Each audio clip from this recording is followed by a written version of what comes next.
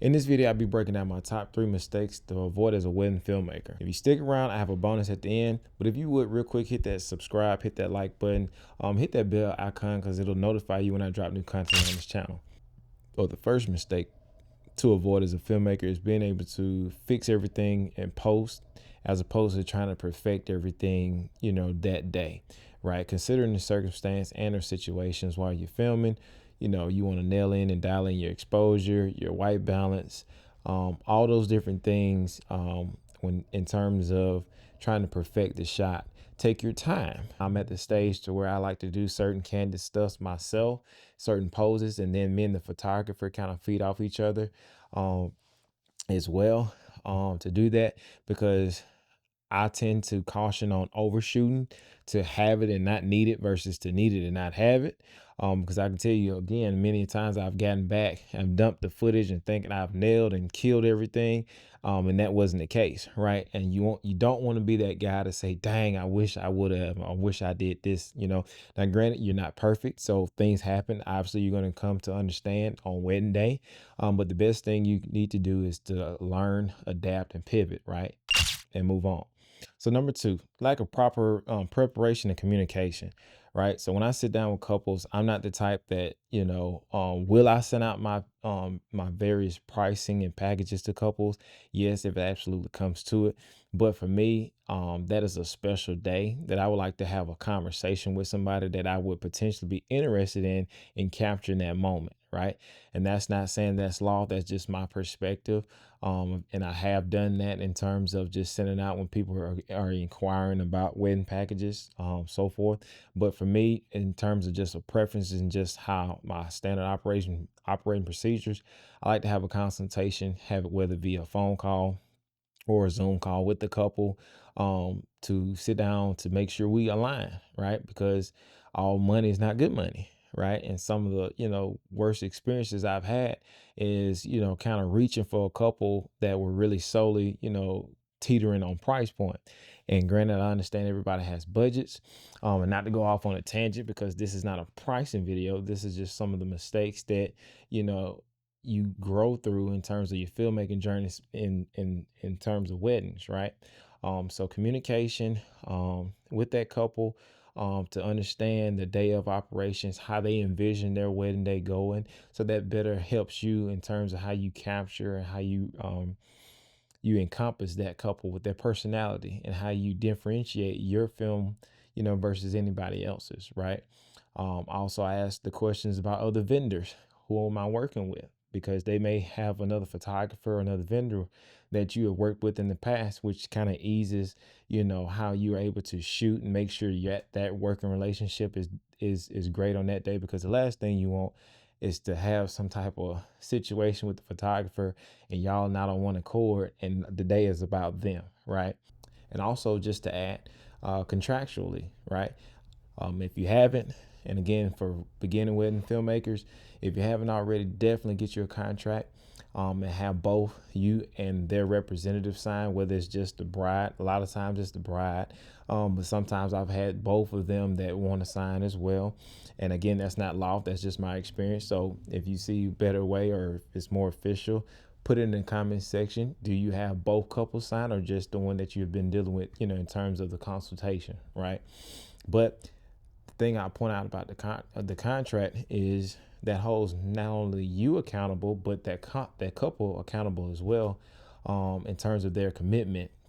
And the reason why I say that just because I have certain verbiage in my contract in terms of poor lighting conditions, depending on the venue and being able to add your light, things of that nature. So improper communication and planning, can lead to that. And one of the most frustrating things I will add to close is that I'll have a lot of things planned in terms of shot lists and different ideas or creative things that I would like to do and incorporate for that couple for that day.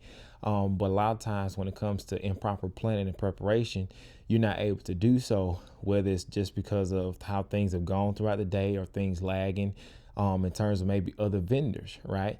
And that's kind of out of your control. But the best thing you can do is make, like I said before, make the best of it, pivot and adapt to it. But again, going back to the contract, that's why you have those stipulations and those things in place, because again, it holds both of you all accountable. I would call this my 1A because I actually have a bonus after this one. But one of the other key mistakes to avoid as a filmmaker, a wedding filmmaker, is, poor audio capture, right?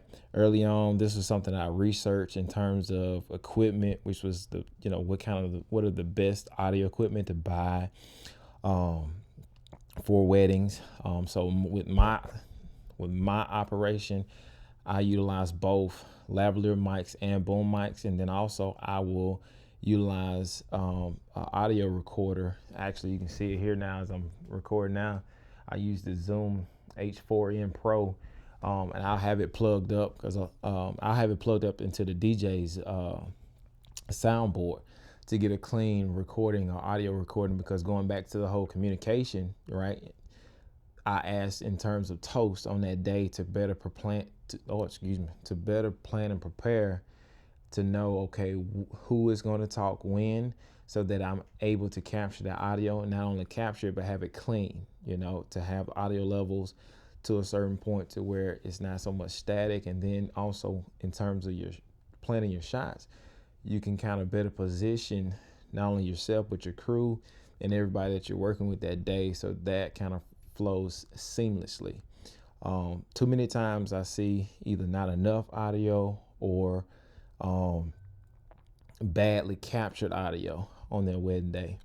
So I would say, do your research in terms of your equipment and what you want to use and how you want to capture it. But my two recommendations that's worked well for me is the lavalier mics. I use the wireless Rode Go.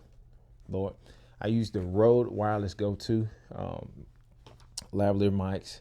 Then I also have a strap that I'll strap to the bride's leg to kind of hide discreetly her mic as well. And I'll get the groom, I'll get him when they're dressing as well. The last thing, just to wrap up, didn't want this video to be too long, but this is my bonus. And this is something I'm going to incorporate this year in 2025 moving forward. And this is what I'm believing for, and why, I believe God has called me to this street, in terms of the marketplace and ministry and mixing the two. I'm going to pray for those couples to understand what it truly means. A lot of times we get caught up in all the glitz and glamour, and a lot of people spend a lot of money on the wedding, but they don't invest in the marriage.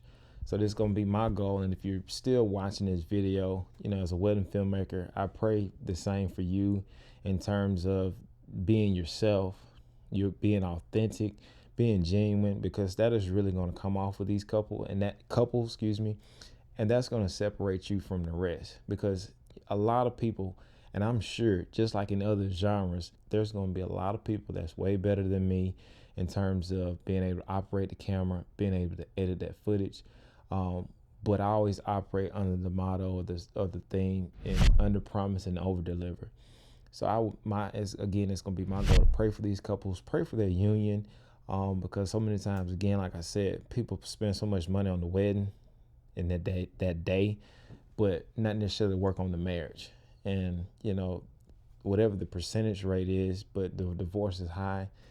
Divorce is real, in terms of people looking for a way out versus looking for a way in and looking for a way to stay. So again, I'm committing to 2025 and telling these stories in such a way, but really doing it, for the sole reason of having them have something tangible as a way to, when things get tough, stay together and show God's union on earth. If something I said in this video helped you, do me a favor again, hit that subscribe button, hit that bell icon as well, so you'll be notified when I drop new content, and then share this with other filmmakers. Y'all stay tuned.